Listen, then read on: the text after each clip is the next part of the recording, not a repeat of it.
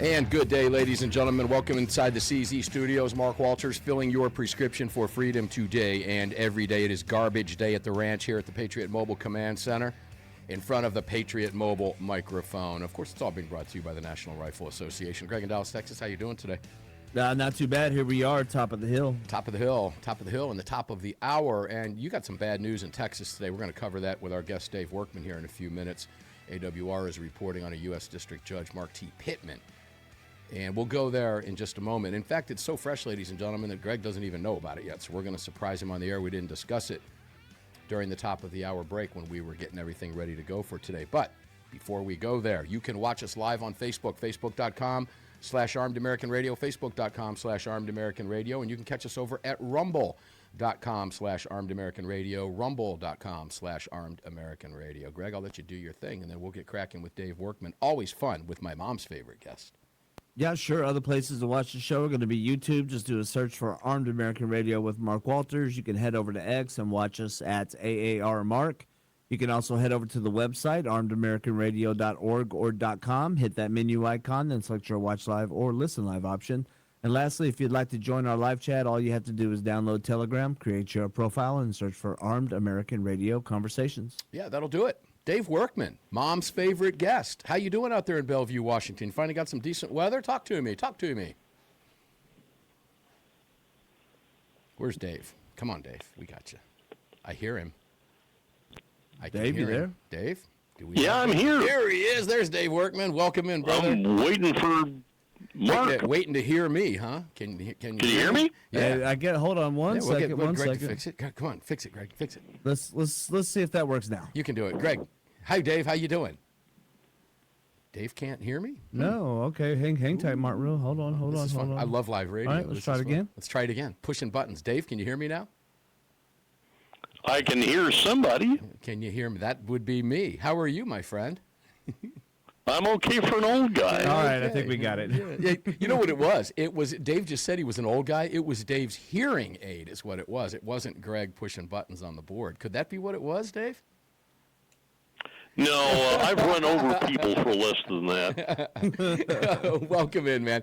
How's the weather out in Bellevue, Washington? Is it finally getting nice out there? Because the weather at this time of year in Bellevue through summer is beautiful.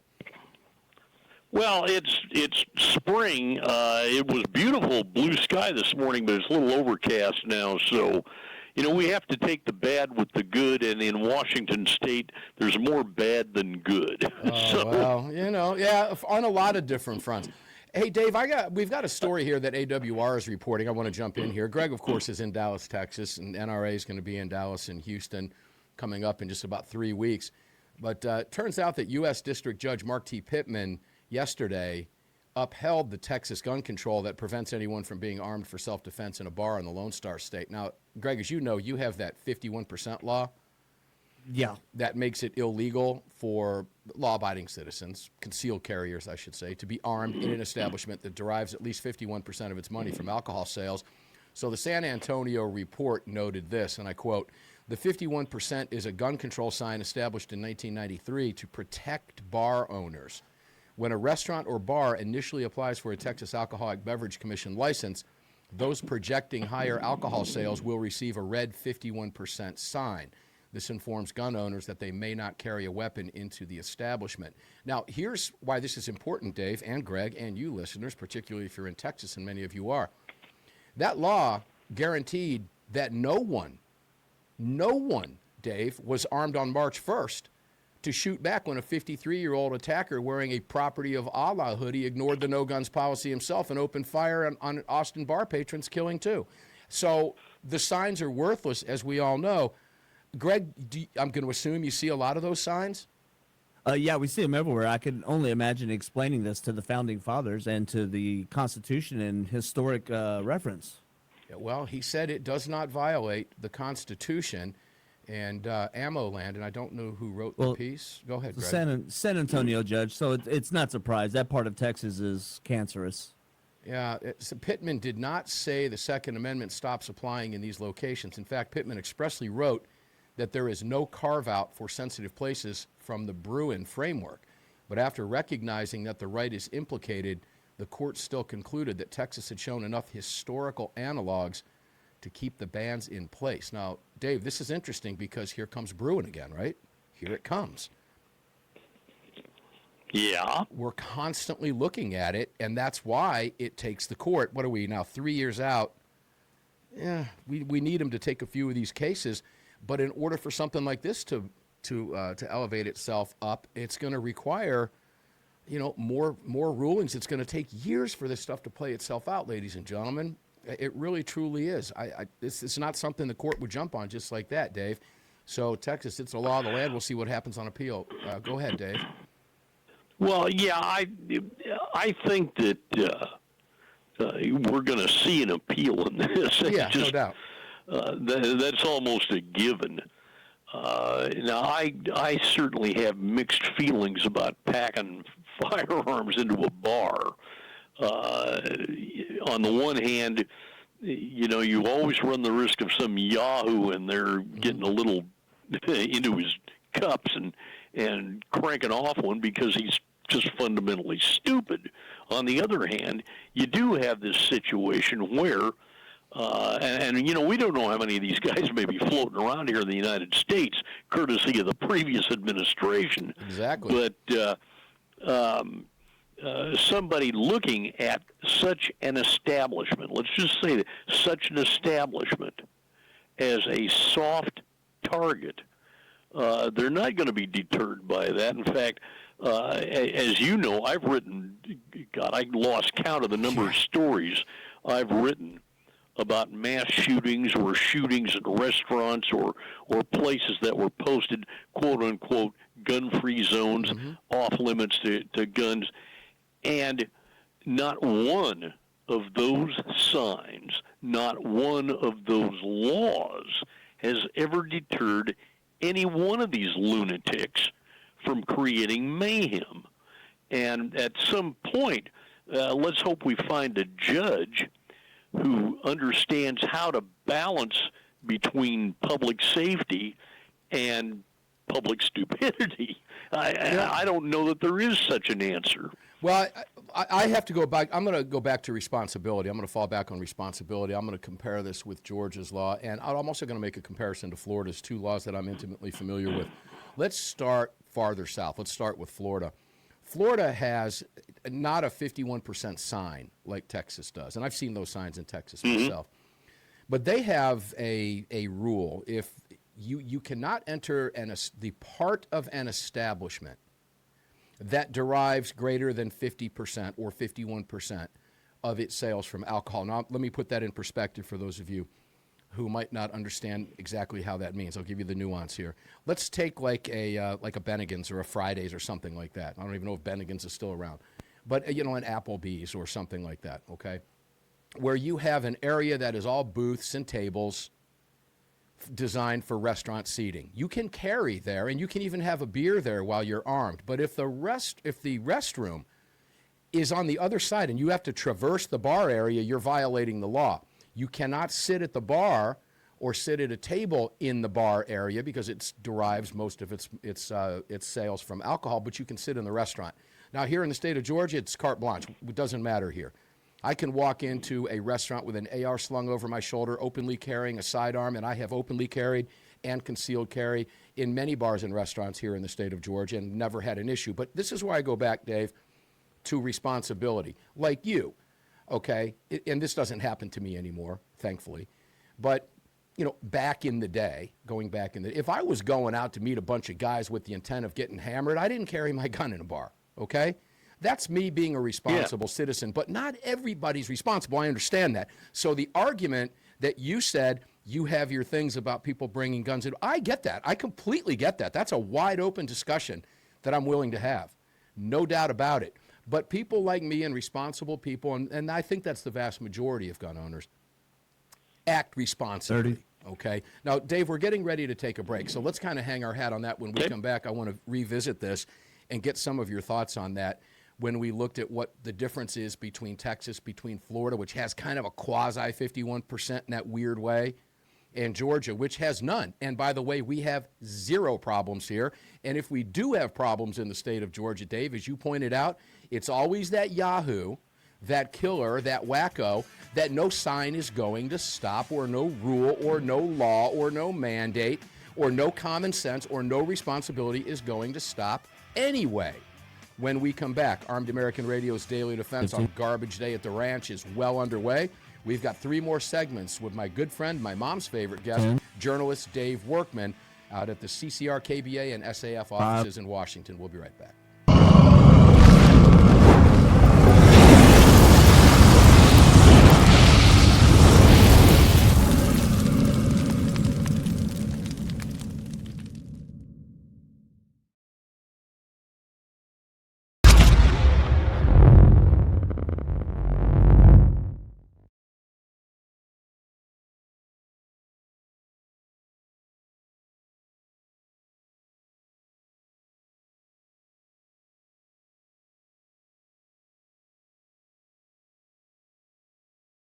Welcome back, ladies and gentlemen. Armed American Radio's Daily Defense continues here. The National Rifle Association bringing it to you today. And by the way, we will be in Houston on April 16th through really the 20th. But for the purpose of this show, we'll be broadcasting live from our booth over at Radio Row at the National Rifle Association at the Houston Convention Center. So if you make it, and a lot of you are, I'm getting a lot of emails from you.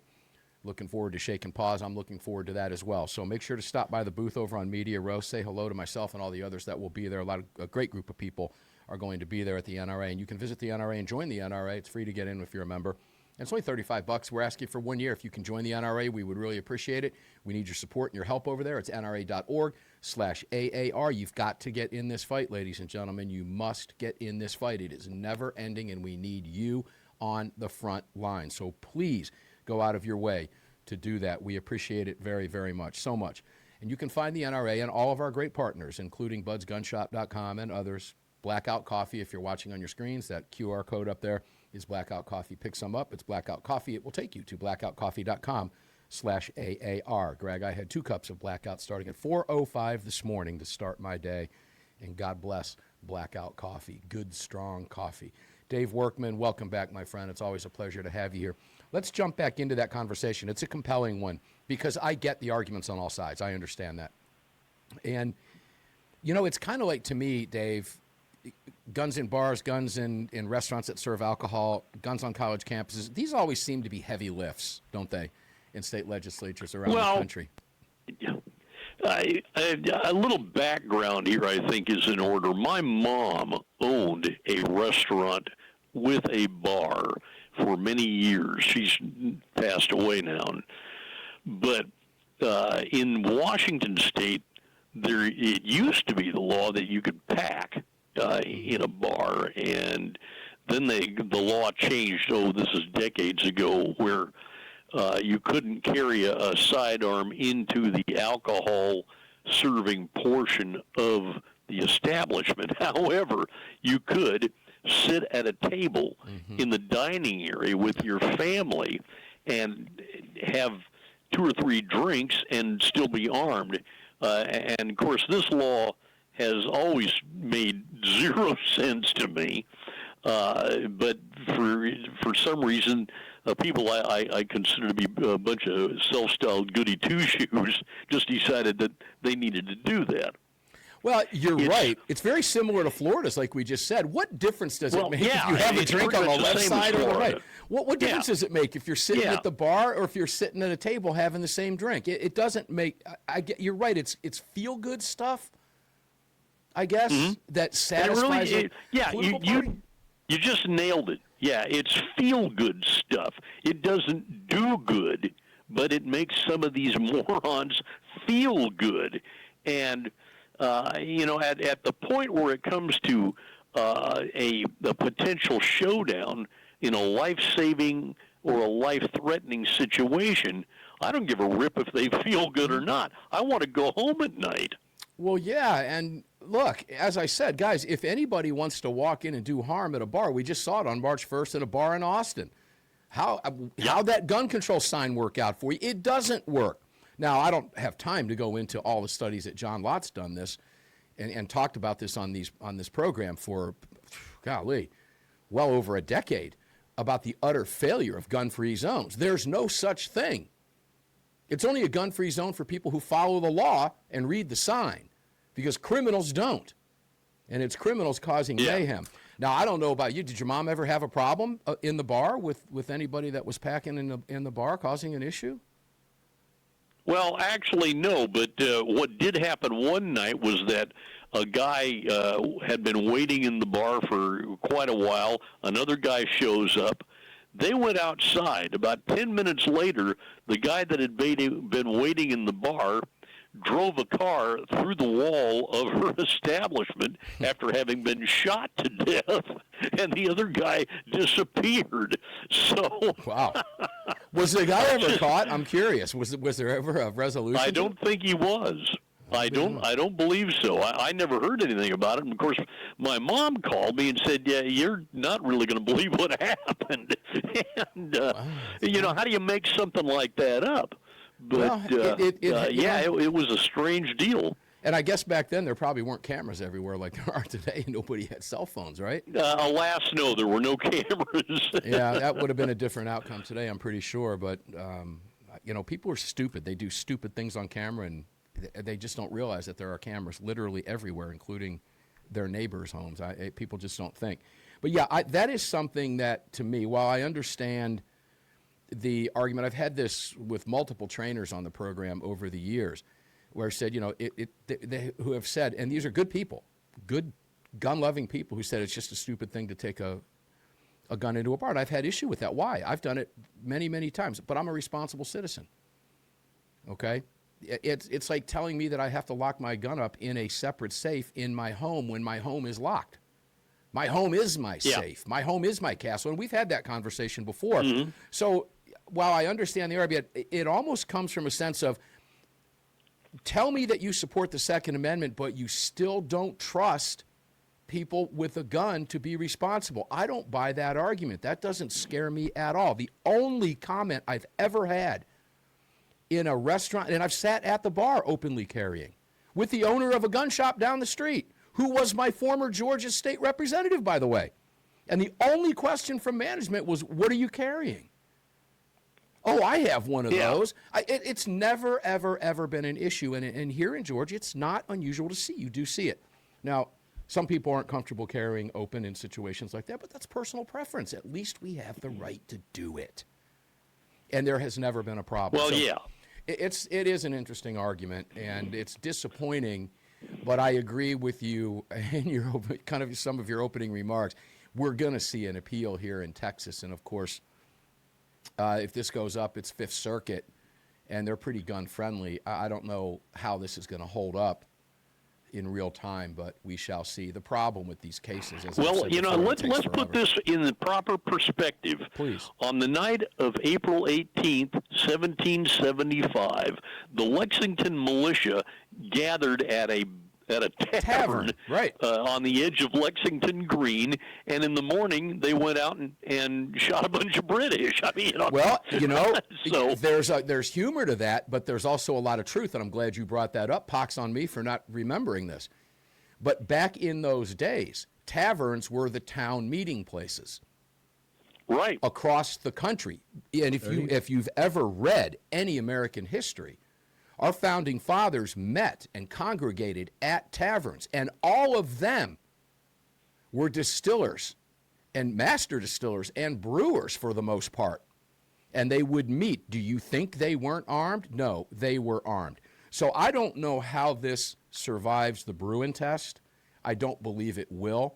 And I think a higher court in Texas will probably take issue with this. But, again, it's something interesting to see. But that has been the law of the land in Texas.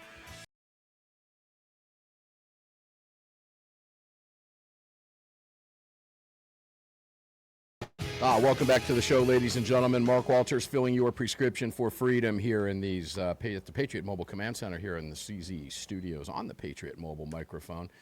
Guys, patriotmobile.com, patriotmobile.com/AAR, patriotmobile.com/AAR. This is a Patriot Mobile phone activated here. You can do the same thing. And by the way, again, I'm going to remind you, if you're in Houston, Patriot Mobile will be there. So make sure to visit them and check out all of the really cool products that they have at patriotmobile.com. Also, I want to ask you, if you would, head over to ccrkba.org. We are getting close to April. And the Citizens Committee for the Right to Keep and Bear Arms, something that Dave knows very, very well, as I do as a longtime board member, in conjunction with AAR, is giving away a Ruger Precision rifle. That package is valued at about $2,000, $2,250, $2,300, somewhere in that range. One of you is going to win it. But in order to do so, you need to visit ccrkba.org/AAR. And we'd ask you for a donation over there. You do not have to donate. I want to make that clear.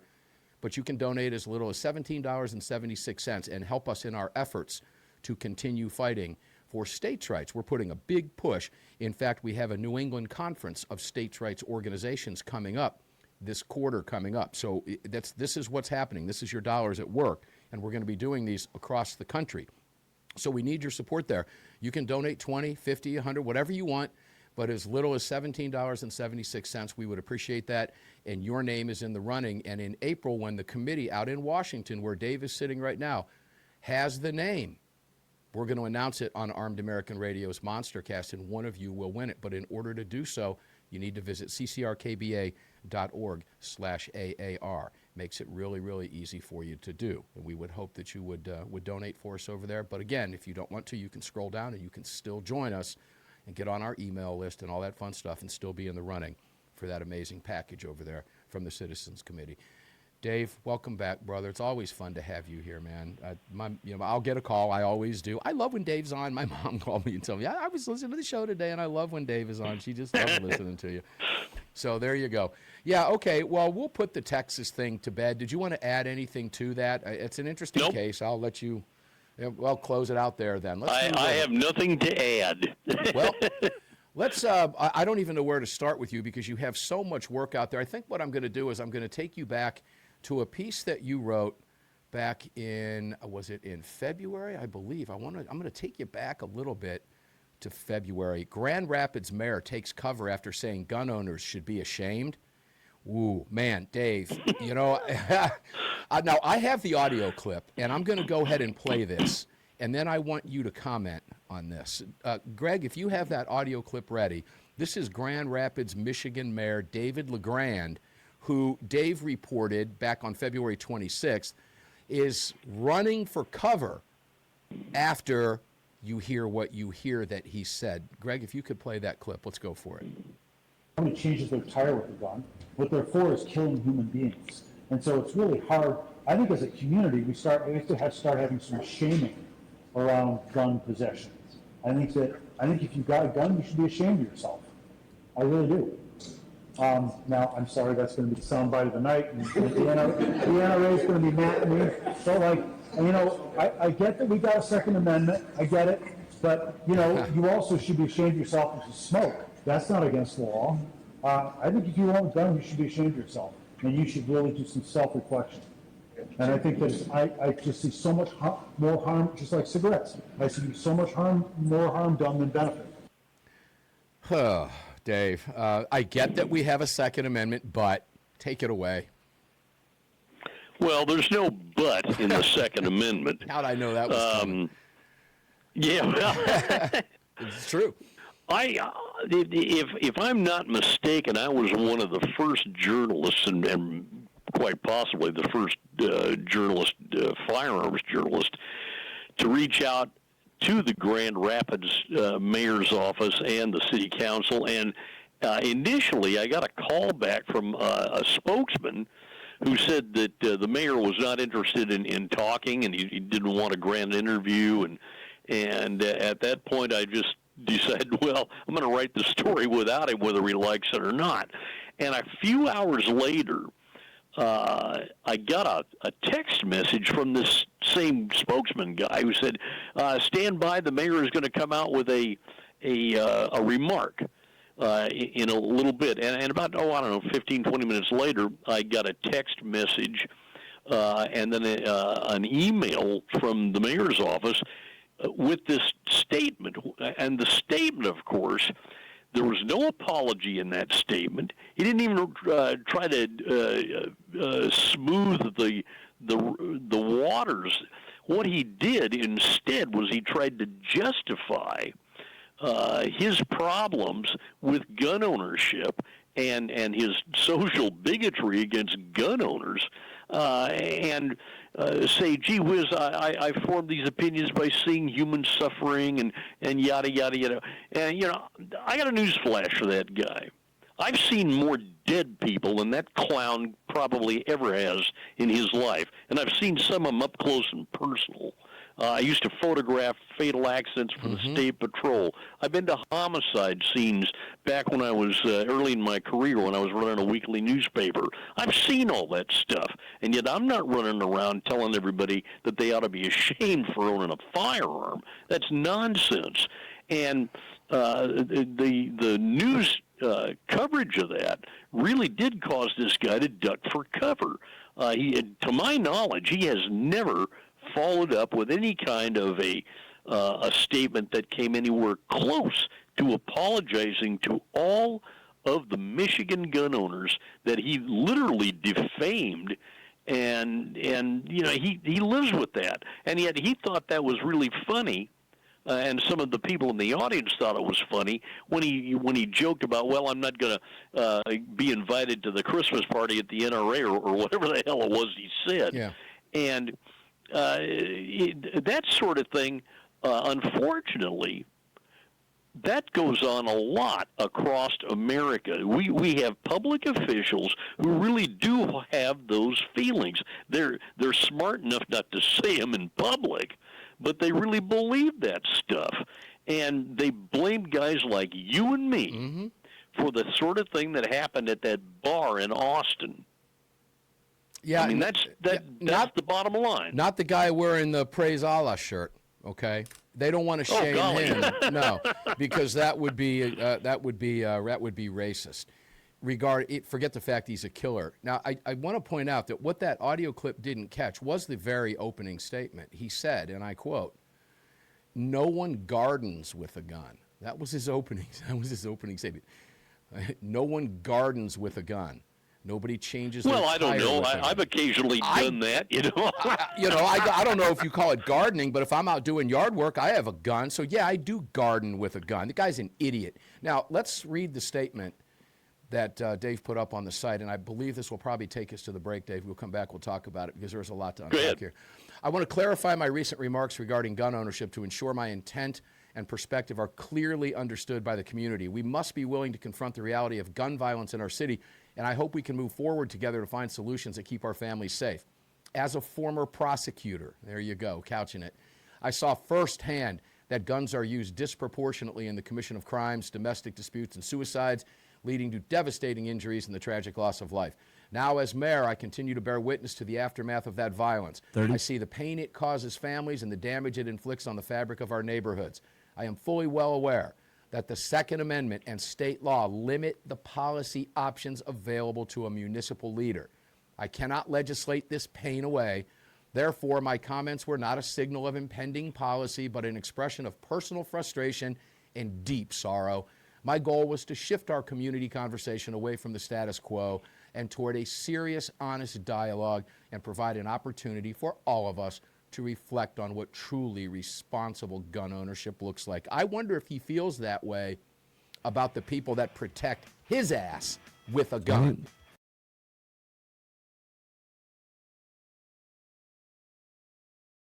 Yeah, welcome back, guys. Final segment of Armed American Radio's Daily Defense on a garbage day here in the CZ studios at the Patriot Mobile Command Center. Mark Walters filling your prescription for freedom for one more segment today, but we're going to get up and do it again tomorrow because, well, they don't like us, and that's why we do it. That's why we enjoy doing it, because that's why we're here, because they don't like us, because we tell you the truth. We're going to keep throwing truth bombs, and they don't like it.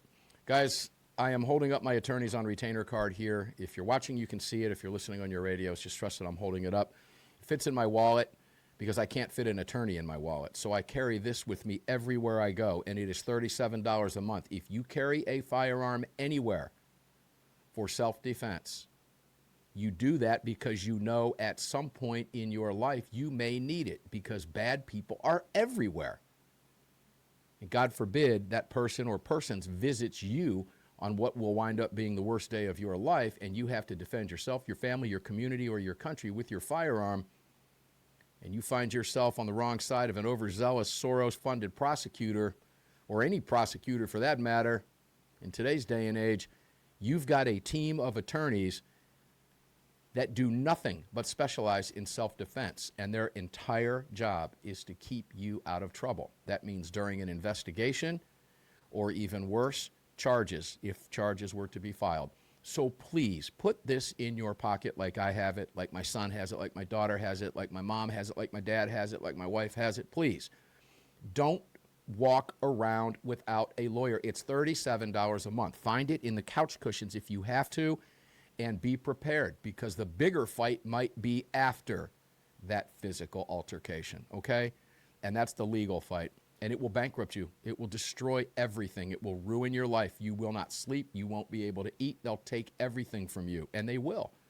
That's what it costs. Don't find yourself there. It's not necessary. attorneysonretainer.us/AAR. You can find them and all of our great partners at armedamericanradio.com. That includes POG Auctions, by the way. Yesterday's auction ended for Walk the Talk America, but we'll have a new one coming up. You can visit them and support them on any of the auctions, which go to support WTTA.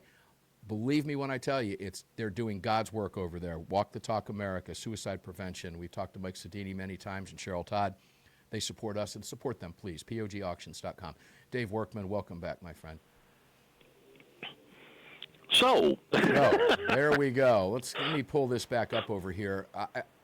I called the guy an idiot because he is. And Dave, I'm pretty sure that I don't think you stand on your convictions. Okay, shaming me because I'm a gun owner, because I'm one of 120 plus million Americans that own over 450 to 500 million firearms, and the number is likely far higher than that. I mean, it goes to something deeper here. Who does this guy think he is? Well, frankly, if you look at the typical woke/liberal mindset, and I don't call them progressives, because if that's progress, I'm going to move back into a cave. Agreed. They seem to think they have the moral high ground to tell the rest of us how to live. And you see this almost as a pattern running across the liberal establishment, running across the liberal community. They always think that they have the moral high ground, and they look down their noses at all of us. You know, we're gun owners. We're a bunch of bumpkins. We're a bunch of stupid people. We didn't finish 4th grade. We got 6 teeth in our. You know that sort of caricature that they have come to believe, which is, of course, it's false. But when you run into somebody who does that, and I'm not attacking this particular mayor, he's entitled to his opinion. This is, after all, the United States, and it's not a police state. And if he wants to have an opinion, that's fine. But he does recognize that the Second Amendment stops him kind of cold in his tracks. When I was researching that story, while I was working on that story, I called the Michigan State Police, got a guy on the phone, probably one of our types of guys, and I found out there's something like 800,000 plus Michiganders who are licensed to carry. Now that kind of puts the mayor at a little bit of a disadvantage, because he's got a whole lot of people out there that are ready to tell him, wait a minute. Yeah, go pound salt. I think a lot of them did. Let me read some of what you put up here, because you have great information here for the mayor. I'd love to hear him answer this, but he won't, because he's a coward. Article 1, Section 6 of the Michigan State Constitution says, and I quote, and this is from Dave's article, "Every person has the right to keep and bear arms for the defense of himself and the state." And you ask the question, why should Michigan residents or anyone else be ashamed for exercising a constitutionally enumerated right? And you go on. And this, to the mayor, would probably mean more, because it's money. This year, the Michigan Department of Natural Resources, the MDNR, will receive $23,914,949, its annual share of the federal Pittman-Robertson federal aid to wildlife conservation program, funded by a special excise tax on firearms and ammunition. Hunting and shooting contribute millions of dollars to the Michigan economy each year. Why should all of those outdoorsmen and women feel ashamed over that? And then you go on to point out, here are some other facts dug up by AmmoLand. Michigan fields about 550 to 600,000 hunters annually, and according to the Lansing State Journal, last year saw a lower deer harvest than during the 2024 season, based on data from the from the DNR. And it was 129,000 deer, while hunters' numbers over the past 2 decades appear to have declined about 30%, according to published reports. So this guy's got a lot of splaining to do, Lucy. He's got a lot of splaining to do, Lucy, but he won't.